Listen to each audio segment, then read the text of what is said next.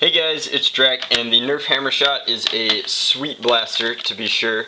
It's very, very cool. I like just about everything about it, but I feel like it needs a little bit more power.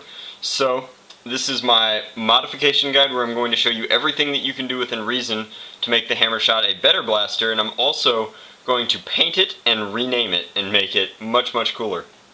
So, without any more talking about it, I'm going to come in and I'm going to remove all of these Phillips head screws and take a look at the internals. Alright, so using a small size Phillips head screwdriver, the same one I've been using forever, I removed all of the screws. I ended up leaving them in the body. I'm going to have to tap them out like so, but it looks like they're all relatively uniform in size, so I wouldn't worry too terribly much about mixing them up. I'm probably just going to put them all in like a card tray or something. I think that that'll work just fine. The plunger tube is the first thing that catches my eye. The plunger tube looks to be sealed the same way all of these Elite blasters have been sealed recently, up at the top here with this clasp. And the coolest thing about it is that it looks to be much thicker than a Maverick plunger tube and about the same in diameter, or about the same in length and much thicker, so larger diameter, similar length, which means that explains where we're getting so much air delivery and so much power. True to the video, it seems that the turret is the exact length of the darts. It's exactly what we see. The rotation mech is simple. It's exactly how all of these REV style blasters work. The trigger mech is pretty simple. It deprimes this up here. But what's really interesting is that the force of priming is in line with the blaster itself in terms of its power loadout here. The spring is in the handle, which is very, very interesting. Normally you'd think that the spring was up here and that we were pulling down and back and through, but that's not how it works, and that's why it's so power efficient. I think that that's really, really cool. So for this mod guide, the obvious things that I can see that we should be doing are taking out this air restrictor, which there should be one, here we'll tease this off, built into the plunger tube right here. Maybe improving the seal here. There's a foam washer kind of creating the seal in the gasket, which is sort of cool. Down here I think that we'll probably do something to increase the load on the spring to get a little bit more power out of there. We're going to have to do something rather unique because, as you can see, this pulls down through, so it's not like we can just throw a penny behind it or anything. And then we'll re-grease all of the moving parts. But there are no locks, and it's super duper simple, so mostly we're going to knock out this air restrictor. I'll show you what that looks like when I'm done. I'll figure out what I'm doing with the spring actually between the paint job and now, because I'm not quite sure what I want to do. So I'm going to remove all of these internals. It looks as simple as just lifting the assembly out and start sanding and prepping the blaster for painting.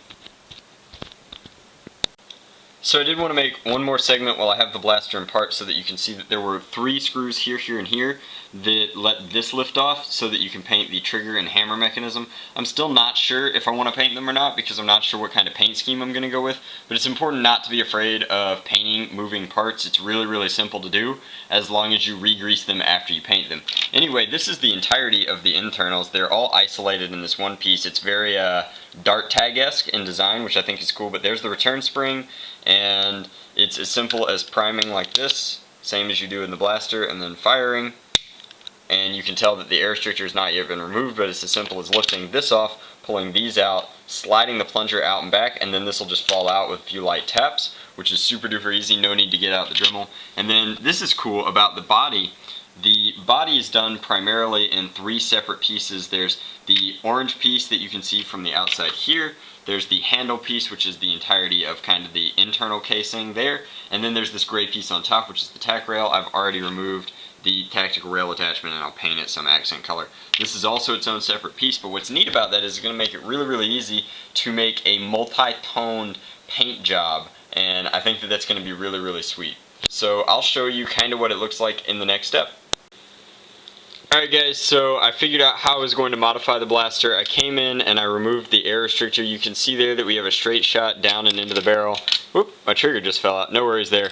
I've decided on my paint job I'm actually going to do a bit of dry brushing with some enamel paint. Also, I've re-greased the plunger head. I'm going to Teflon tape underneath here, which is important, and then I've come in and I figured out how I'm going to do my spring mod. So I took a Magic the Gathering trading card, which is kind of the focus of my secondary channel for those of you that watch it, and I folded it 4 times to get, I think, 8 thick here, and any playing card will do. You could use a playing card, a Pokemon card, or whatever card, but I used a Magic card because it's reasonably thick cardstock and I didn't care if I cut into it. Anyway, I cut across into the Magic card and I left it connected up here at the top, and then I pressed it all the way down here. I'm going to use it as a spacer for my spring. Now, a washer would work much better, but this has actually got a little bit of adaptability and a little bit of cushion because it is cardstock. So I think that this is going to work really well. I've gone ahead and upgraded my catch spring, so once all that is said and done, I think that I'll be in good shape. I'm going to start putting the blaster back together, and the next frame I'll show you will be the completed paint job and blaster. Alright guys, so this is the finished blaster. You can see here that the paint job is sweet. I've renamed the blaster. It is now the Vampshot Rev-5. I added the Rev-5, which I felt was very necessary. So the paint job is pretty simple. It's Fanger Red as the base coat for everything.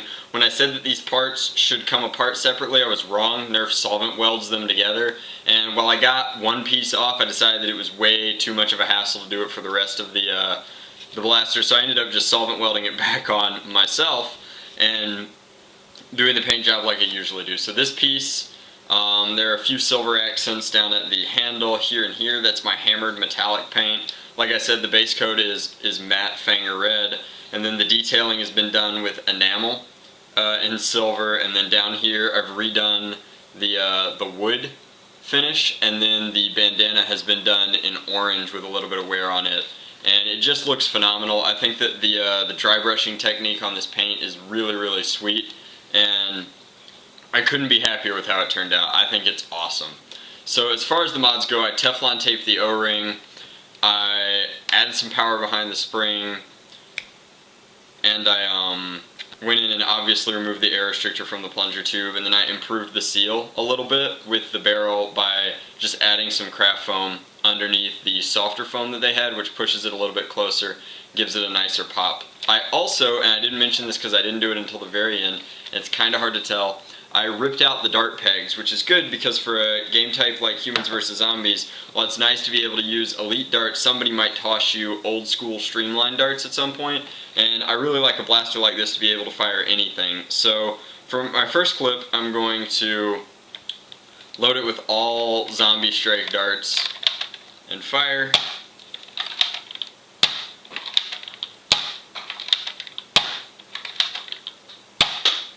And I want to say that the accuracy is improved due to the way that the air is being delivered to the darts directly. I'm not positive that if that's correct. I didn't have a ton of time to play with the blaster before I made the modifications to it, but it feels really accurate right now. I'm hitting a target that's 40 feet away with all 5 of those shots, so that's pretty good in my book, especially when you're trying to shoot a person-sized target, and this is a small banner in my living room across the other side of my house. Regardless, I think that that's really sweet. I'm getting much better performance and power out of it. I think that I'm getting an extra 10 feet, 5 or 10 feet across the board, which makes it well worth my time, and it consistently shoots multiple dart types now, which I think is really cool. I'm loading it with an old whistler, some old suctions, a tagger dart, and then a streamline. I'm going to go through those.